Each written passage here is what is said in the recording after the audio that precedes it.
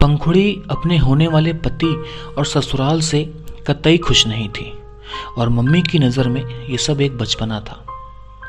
वो जब उनकी शिकायत करती, मम्मी व्यवहारिकता के उपदेश लेकर बैठ जाती। समझौता तो लड़की को ही करना पड़ता है। मुझे देखो, एक सुंदर साड़ी खरीदने की, एक मनपसंद गहना ले पाने की ख्वाहिश में उम्र बीत गई।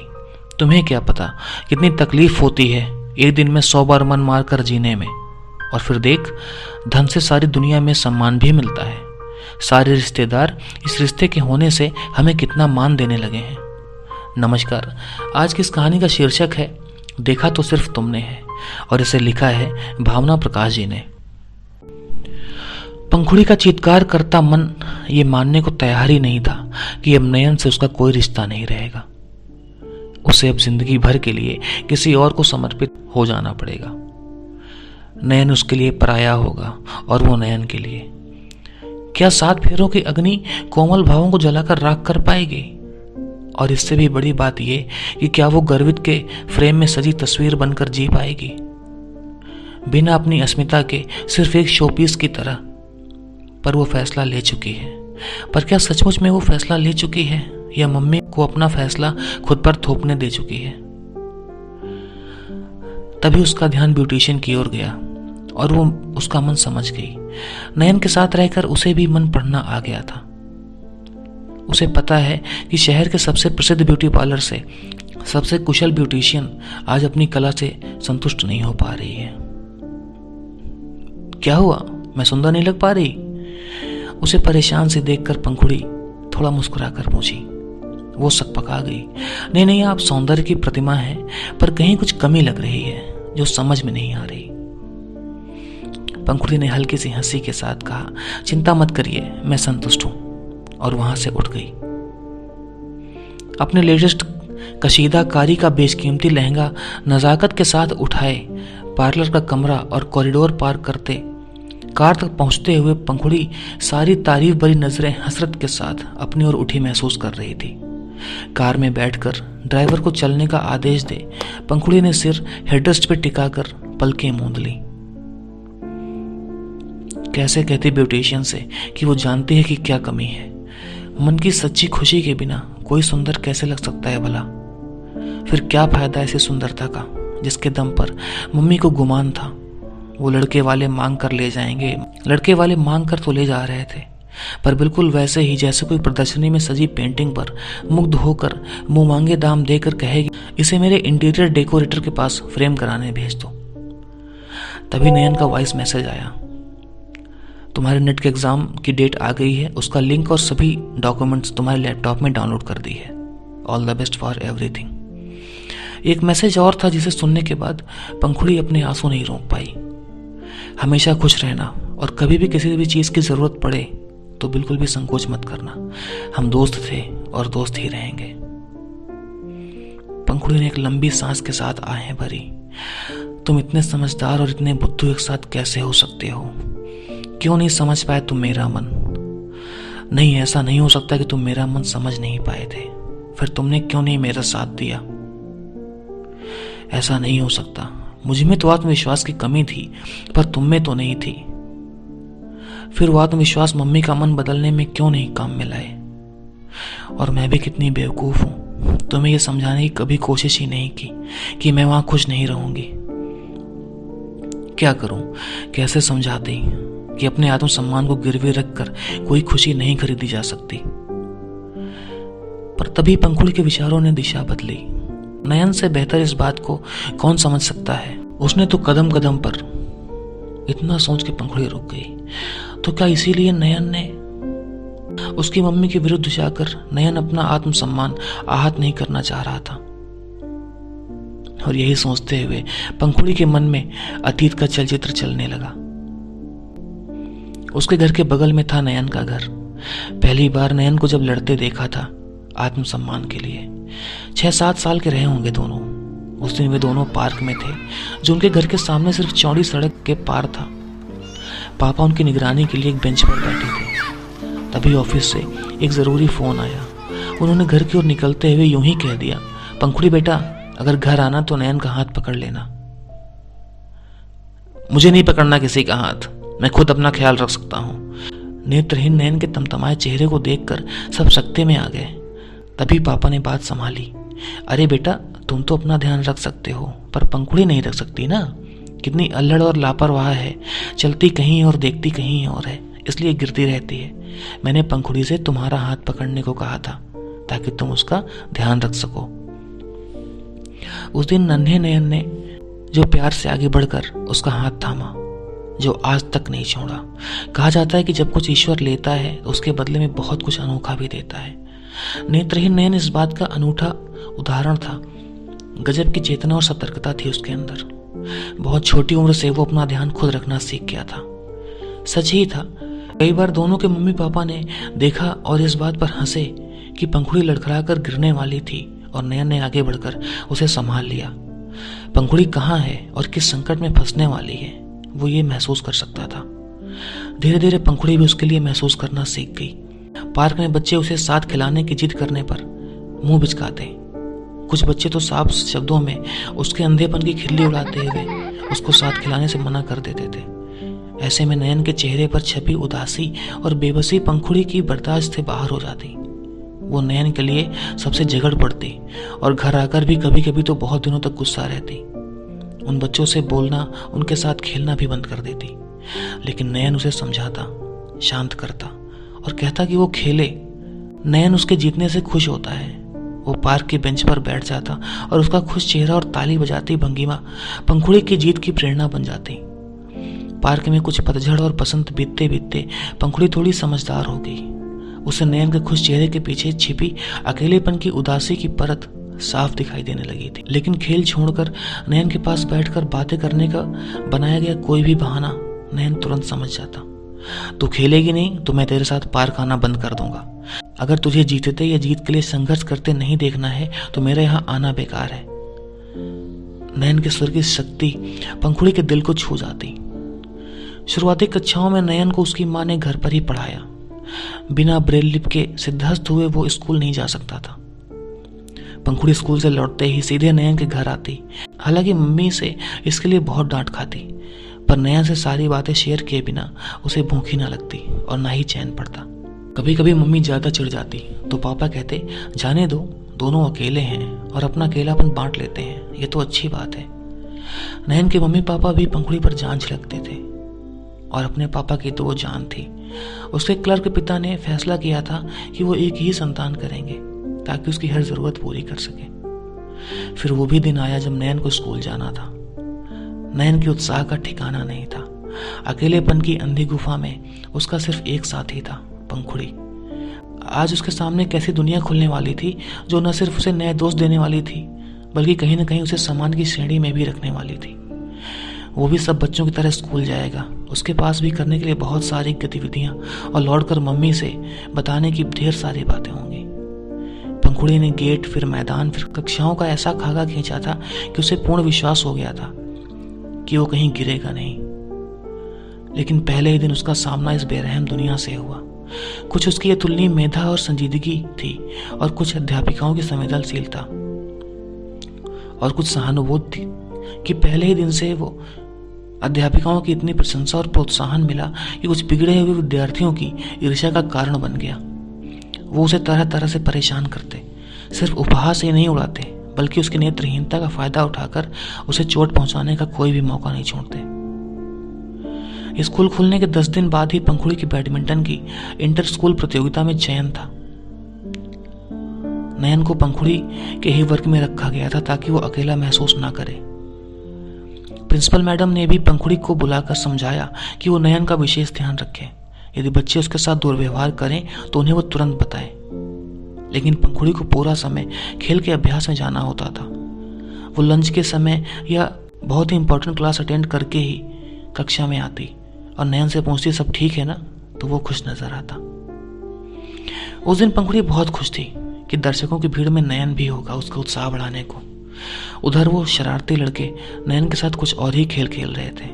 वो नयन को खेल के मैदान की बजाय बिना बाउंड्री वाले टेरिस पर ले गए। एक ने उसकी छड़ी छीन ली, दूसरा उसे रास्ता ढूंढने को कहकर ठहाके लगा रहे थे।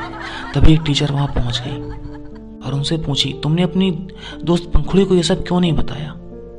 पंखुड़ी को पता नहीं चलना चाहिए। वो बहुत भावुक है और गुस्सैल भी। अगर उसे पता चला तो वो मुझे छोड़कर अभ्यास में नहीं जाएगी और मेरे लिए लड़कर इतना गुस्सा पाल लेगी कि मन में खेल का ध्यान भी नहीं रहेगा। इस तरह से वो प्रतियोगिता में हार जाएगी और उसका ख्वाब भी पूरा नहीं होगा। मैं नहीं चाहता कि मेरे कारण ऐसा हो। वैसे भी मेरे जीवन की व्यवहारिक समस्याओं से मुझे ही जूझना सीखना चाहिए। नयन की समझदारी और आत्मसम्मान की भावना उस दिन दरवाजे पर उसकी बातें सुन रही पंखुड़ी के साथ सारी टीचर्स की आंखों में पानी ले आई। घड़ी की सुइयां अपनी गति से चलती रहीं।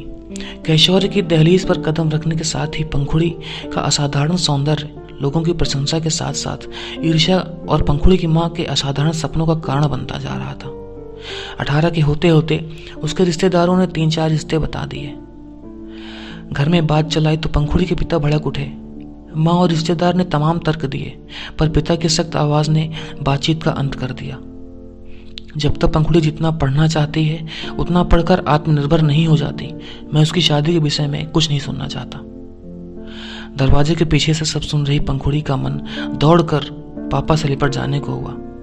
पापा उसे समझते हैं, इस बात से उसका मन प्रफुल्लित था, लेकिन उसके मन में कूट कर संस्कार भरने वाली माँ थी। 9-10 साल की उम्र से ही माँ ने पापा से लिपट कर चुंबन देने या करीब बैठकर दिल की बातें करने पर बवाल खड़ा करना शुरू कर दिया था। माँ की सख्ती से बोली जाने वाली बातों की निरंतरता ने उसे और पापा के बीच में संवाद की भी दूरी बना दी थी। स्कूल में लंच या खाली समय में दिल की सभी अफवाह नयन के दिल में डालकर वह निश्चिंत हो जाती और कुछ ही दिनों में समाधान परोस देता था नयन। उम्र के साथ पंखुड़ी पर मम्मी की हुकूमत बढ़ती गई और उसका आत्मविश्वास सिकुड़ता गया। स्कूल के साथ ही नयन का स्कूल में मिलने वाला साथ भी खत्म हो गया और घर में मम्मी की पाबंदियों ने भौतिक दूरियां भी बना दी। लेकिन अब वे मन से और करीब आ गए थे। उन्हें वॉइस मैसेज के जरिए दिल के दर्द बांटने से रोकना मम्मी के बस के बाहर था। नयन संगीत का एक्सपर्ट बन चुका था। उधर पंखुड़ी को पास के छोटे से स्कूल में नौकरी मिल गई थी और मम्मी को पापा की शर्त खत्म होने की शांति। तभी ये रिश्ता घर चलकर आया और मम्मी को मनचाही मुराद मिल गई। पंखुड़ी के आंगन में तेजी से बोलने पर नयन के आंगन में बात सुनाई देती थी। छुट्टी का दिन था। मम्मी ने जानबूझकर आंगन में बात छेड़ी थी। शायद पंखुड़ी नेट क्रैक करना चाहती है और फिर शायद उसका मन एक बार पूछ लेना चाहिए। पापा की इतनी सी बात पर मम्मी आग बबूला हो गई। आखिर क्या चाहते हैं आप? लड़की को घर बिठाकर रखना चाहते हैं या एक अपाहिज की छड़ी बनाने का इरादा है आपका? पंखुड़ी के 18 होने के बाद से 3 रिश्ते छोड़ चुके हैं। या तो आप मुझे इस रिश्ते में कोई एक कमी बता दीजिए या तो बात पक्की कर लीजिए।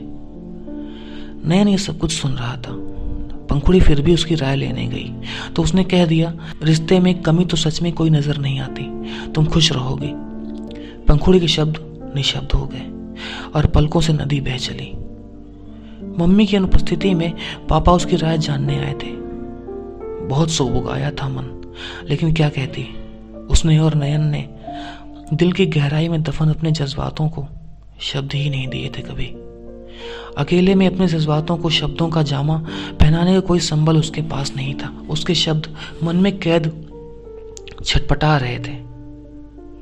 सगाई हुई और लड़के वालों ने शुरू किया सिलसिला पंखुड़ी के नाम की खूबसूरत पेंटिंग को अपने घर के बेशकीमती फ्रेम में मढ़ने के लिए, उसके व्यक्तित्व की काट छांट का।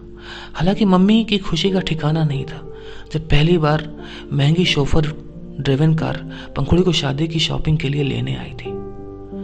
लेकिन शॉपिंग से लौटकर पंखुड़ी रोते हुए मम्मी से लिपट गई।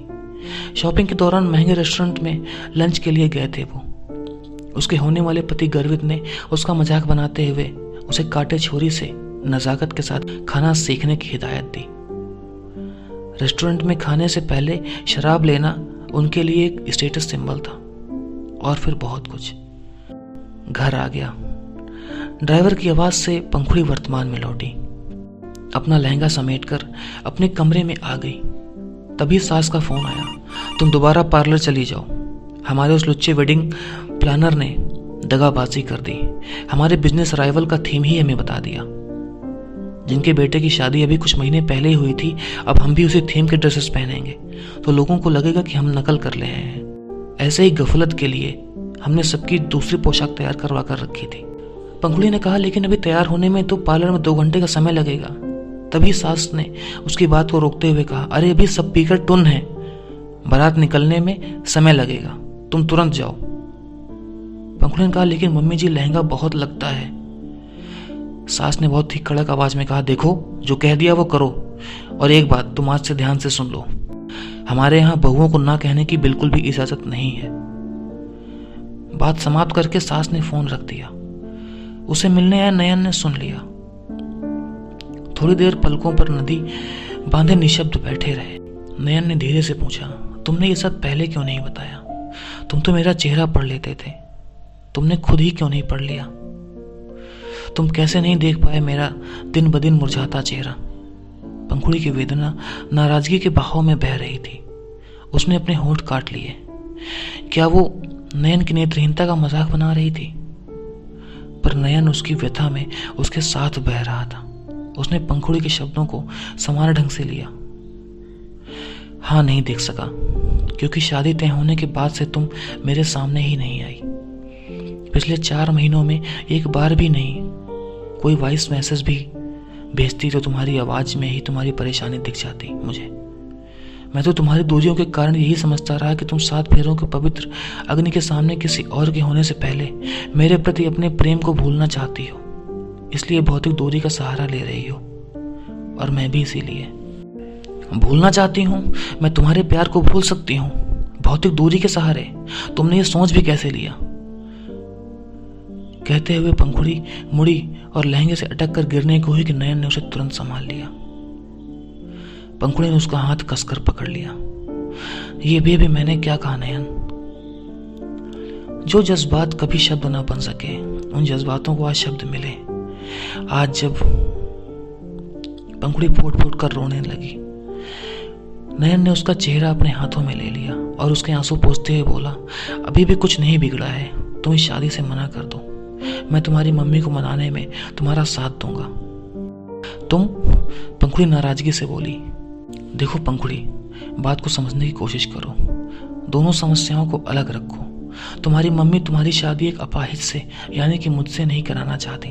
इसे मैं गलत नहीं मानता, इसलिए तब मैंने तुम्हारा साथ नहीं दिया। सोचा था तुम पति का प्यार पाकर मुझे भूल सकोगी, लेकिन ऐसी जगह शादी करने को तैयार हो जाना जहां तुम्हारे मन की कद्र नहीं, आत्मसम्मान की कद्र नहीं, ये सरासर गलत निर्णय है। मैं तुम्हें यह निर्णय नहीं लेने दूंगा। पंखुड़ी की उम्मीद बंध गई, पर दूसरे ही पल वो फिर सहम गई। बारात दरवाजे पर आ गई है, सारी तैयारियां हो गई हैं, अब कैसे? बारात और तैयारियां शादी के लिए होती हैं, शादी बारात और तैयारियों के लिए नहीं। पापा उन लोगों की सारी बातें सुन रहे थे और अब उनका दृढ़ स्वर गूंजा। वैसे भी बारात दरवाजे पर नहीं, जनवासे में है, जहां ज्यादातर लोग पीकर धुत हैं। पिछले 4 महीनों से मैं उनके अहंकार और तानों से आहत होकर चुप रहा, ये सोचकर कि मेरी बेटी खुश है। पर मुझे क्या पता था कि मेरी बेटी। इतना कहकर पिता ने अपनी बाहें फैला दी और पंखुड़ी उनसे लिपट कर रोने लगी। पंखुड़ी को सांत्वना का दुलार करने के बाद वो मम्मी की ओर मुखातिब हुए। ऐसी जगह ब्याना चाहती हो तुम मेरी बेटी को, जहां उसे ना कहने का भी अधिकार नहीं है? तुम कैसे उसका मुरझाता हुआ चेहरा नहीं देख पाई, एक माँ होकर भी?